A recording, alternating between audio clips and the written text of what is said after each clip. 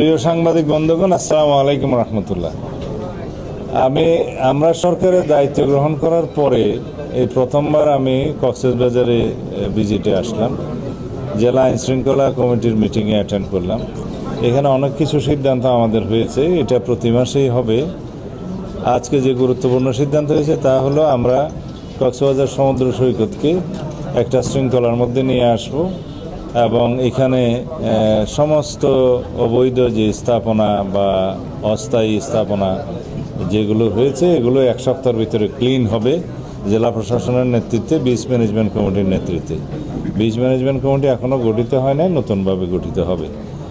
আর এখানে স্থানীয় সংসদ সদস্য জনাব লুৎফর রহমান কাজল সার্বিক সহযোগিতা করবেন এবং জেলা প্রশাসন আর পুলিশ প্রশাসনকে আপনারা সাংবাদিক বন্ধুগণও সহযোগিতা করবেন বলে আশা করি। কারণ আমাদের অহংকার হচ্ছে আমাদের কক্সবাজার বিচ। সারা বাংলাদেশে একটাই জায়গা আছে ভ্রমণের জন্য নাম্বার 1 তালিকায়, সেটা কক্সবাজার সমুদ্র সৈকত। এটাকে আমাদের জাতীয় এবং আন্তর্জাতিক মানে আমাদের উন্নত করতে হবে। আর সেটা করতে গেলে যাতে আমাদেরকে এই বিচে একটি কোনো রকমের ময়লা আবর্জনা না থাকে এবং কোনো অবৈধ স্থাপনা না থাকে এবং এমন কোনো বিষয় আমরা ওখানে না আনি যাতে পর্যটকদের জন্য কোনো অসুবিধার সৃষ্টি হয় এবং দৃষ্টিকটু লাগে। দ্বিতীয় হচ্ছে আইনশৃঙ্খলা পরিস্থিতির সার্বিক উন্নয়নের লক্ষ্যে কক্সবাজার জেলাতে পুলিশ প্রশাসনের নেতৃত্বে এবং সার্বিক সহযোগিতায় জনাব লুৎফর রহমান কাজল স্থানীয় সংসদ সদস্য তার সহযোগিতা এবং তত্ত্বাবধানে এখানে সিসিটিভি ক্যামেরা সারা শহরে বসানো হবে।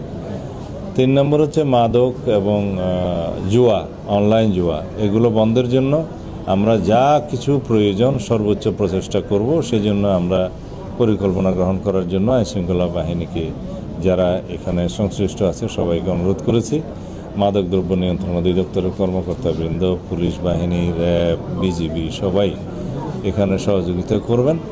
আমরা মাদকমুক্ত সমাজ গড়তে চাইলে আমাদেরকে প্রথমে কক্সবাজারের এই টুকিয়া টেকনাফ এবং আমাদের এই রোডটা মাদক চোরাচালানের বন্ধ করতে হবে এবং মাদকের প্রচার বাণিজ্য সব কিছু আমরা এখানে বন্ধ করতে হবে।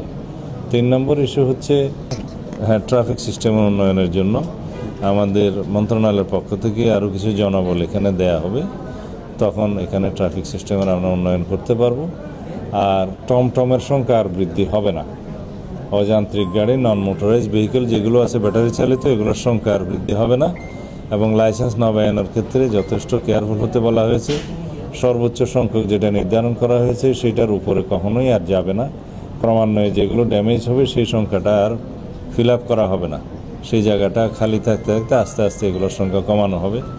আর এক লাইসেন্সের অধীনে যেন একাধিক এই সমস্ত টমটম বা নন মোটরাইজ ভেহিকেল না চলে, সেটা যথেষ্ট নজর দেওয়া হবে। যার লাইসেন্সে একাধিক এরকম বাহন চলবে তার লাইসেন্স বাতিল হবে।